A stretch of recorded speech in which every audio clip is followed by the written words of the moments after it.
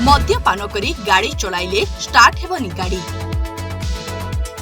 Driver को गाड़ी चलाइबा को बारण करिबो टेक्नोलोजी।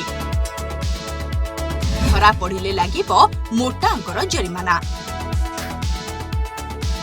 देश में सड़क दुर्घटना मुख्य कारण हेउछि मद्यपान करी गाड़ी चलाइबा। प्रायतः लोक माने अनेक समय मद्यपान करती। एपरि करी सेमाने निज जीवन को तथा अन्य लोकंकर जीवन को विपद रे पकांती।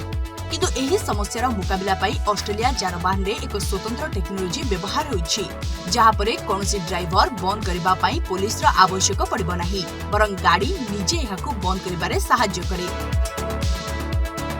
एहाकू इग्निशन इंटरलॉक सिस्टम कहा जाए। एथिरे जदियो जणे व्यक्ति मद्यपान करिबा परे गाड़ी चलाइबाकू चेष्टा करे, गाड़ी आदौ आरंभ हेबो नाही। एही कौशलटी किपरि काम करे आसंतु जानिनिबा।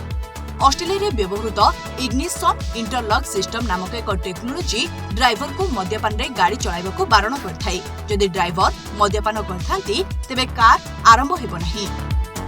वास्तव में एही सिस्टम रे गाड़ी आरंभ करिबा पई आपनकू तुमर निश्वास रो एक सैंपल देबाकू पड़थाय।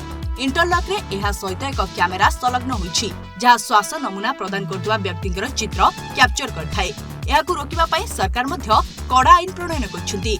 सरकार 2019 रे मोटरयान अधिनियम रे संशोधन करथिले ओ मद्यप ड्राइविंग पई जरिमाना को 2000 रु 10,000 टंका को वृद्धि करथिले।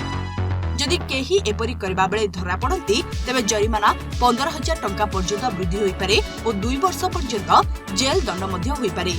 सेपरि स्वीडन रे मध्य एही अपराध 2 वर्ष पर्यंत जेल दंड और कठोर परिस्थिति रे 2 वर्ष किबा ताठारु अधिक लाइसेंस निलंबन द्वारा दंडित हेबो। Bureau report, rising Odisha.